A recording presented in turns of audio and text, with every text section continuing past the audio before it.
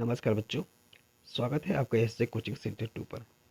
बच्चों, UP NMS का exam 9 नवंबर 2025 को है और जितने भी बच्चे 9 नवंबर 2025 को एग्ज़ाम देने जा रहे हैं उनके लिए ये महत्वपूर्ण वीडियो है। क्योंकि आज के इस वीडियो में मैं बताऊंगा कि आपको एग्ज़ाम देने जाते समय कौन कौन सी बातों को ध्यान में रखना है। अन्यथा हो सकता है कि आप एग्ज़ाम सेंटर पर पहुँचे और वहाँ से ही आपको निष्कासित कर दिया जाए। तो आज का ये वीडियो महत्वपूर्ण है, पूरा वीडियो को जरूर सुने। देखिए, सबसे पहले परीक्षार्थी परीक्षा आरंभ होने से आधा घंटा पूर्व परीक्षा केंद्र पर उपस्थित होकर आवंटित अनुक्रमांक वाला स्थान अवश्य ग्रहण कर लें। ठीक है, तो देख सकते हैं आपको परीक्षा आरंभ होने से, जैसे 10 बजे शुरू हो रहा है तो आपको 9:30 बजे ही पहुंच जाना है और आपका 9:30 बजे से ही एंट्री शुरू हो जाएगा और आपका जो अनुक्रमांक है वहाँ पर स्थान अवश्य ग्रहण कर लें। ठीक है, ये चीज़ें बताया गया है। आप आधा घंटे ज़रूर पहुँचे, जैसा वहाँ पर निर्देश दिया जाएगा एग्ज़ाम सेंटर पर वैसा ही आपको करना होगा, लेकिन आधा घंटे पहले ज़रूर पहुँचना है। अगला देखिए, कैलकुलेटर, गणितीय टेबल अथवा अन्य किसी भी प्रकार का रेडी रेकनर परीक्षा कक्ष में लेकर ना जाएं। तो ये सब सारी चीज़ें, कैलकुलेटर, गणितीय टेबल इत्यादि चीज़ को आपको परीक्षा कक्ष में नहीं लेके जाना है। ठीक है, इस चीज़ का भी ध्यान रखें।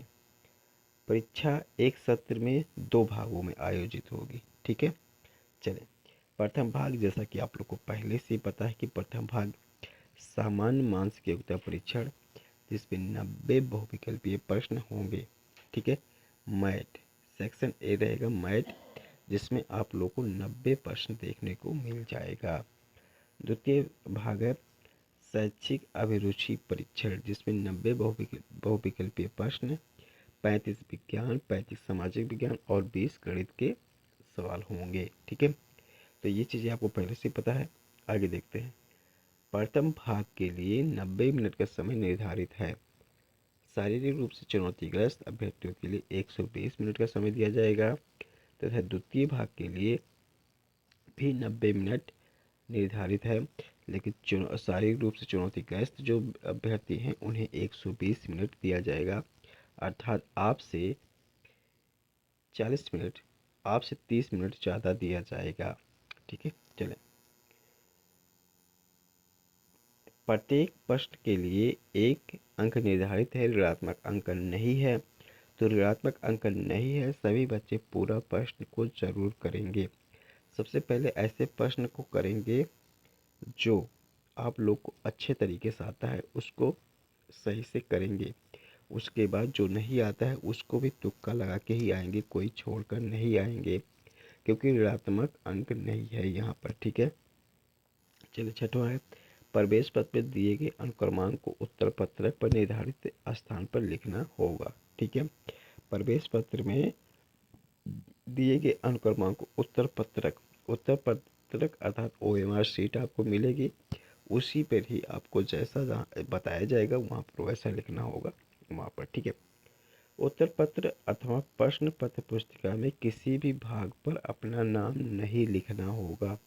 ये भी साफ साफ यहाँ पर लिख दिया गया है कि ओएमआर शीट और जो प्रश्न पत्र पुस्तिका मिलेगी उस पर अपना नाम नहीं लिखना, अन्यथा आपको एग्जाम से निकाल दिया जा सकता है। ठीक है, 8वां देखिए, उत्तर देने के लिए केवल नीली या काली बॉल पेन का ही प्रयोग करना है, जेल पेन का प्रयोग नहीं करना है। यहाँ पर साफ साफ कह रहा है, तो इस चीज़ का भी विशेष ध्यान रखें। उत्तरों को प्रश्न पत्र में अंकित निर्देशानुसार ही अंकित करना होगा। ठीक है, अगला देखिए, अगला है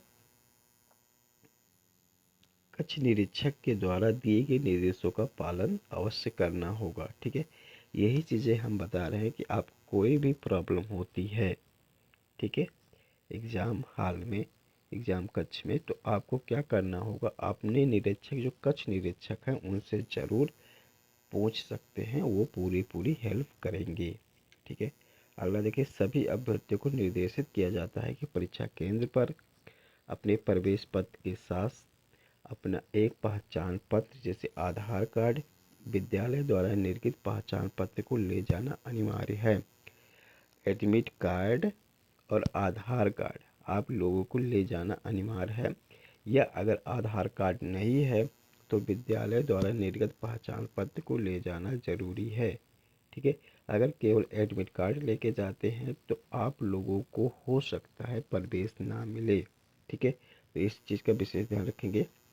11वां पॉइंट सबसे महत्वपूर्ण पॉइंट है, अभ्यर्थी OMR शीट में अंडक को पूरी तरह से भरे। अधूरा अंडक भरने पर उत्तर अमान्य होगा। ठीक है, तो इस चीज़ का भी विशेष ध्यान रखेंगे।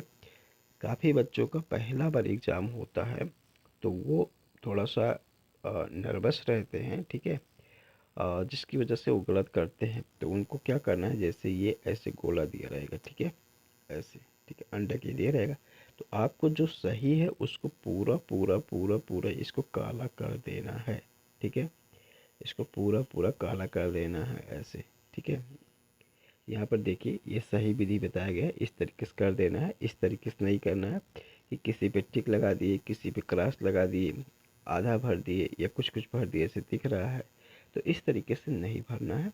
इस चीज़ का विशेष ध्यान रखेंगे, अन्यथा आप पूरा नहीं भरेंगे तो नुकसान आपका ही होगा, क्योंकि वो चीज़ें चेक ही नहीं होगा, वहाँ पर आपको सही रहते हुए भी आपको आंसर अंक नहीं मिलेगा। ठीक है, चलिए, तो इस प्रकार से ये सब सारी चीज़ें थी।